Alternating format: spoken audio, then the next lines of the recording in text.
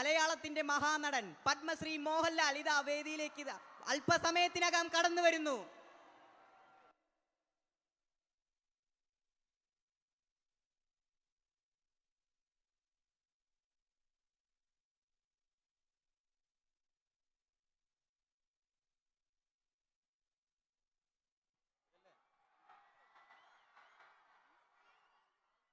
എല്ലാവർക്കും നമസ്കാരം.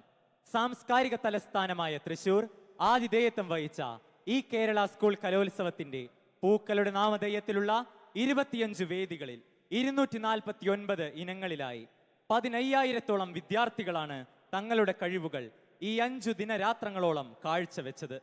ഏഷ്യയിലെ തന്നെ ഏറ്റവും വലിയ കൗമാര കലാമേളയുടെ സമാപന സമ്മേളനമാണ് ഇപ്പോൾ ഇവിടെ നടക്കുന്നത്.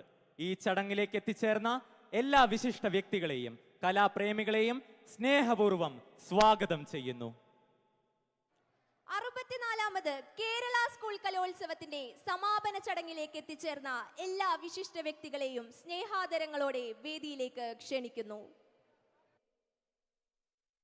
കൗമാര കലോത്സവം 5 ദിനരാത്രങ്ങൾ പിന്നിടുമ്പോൾ തിരുവനന്തപുരം മുതൽ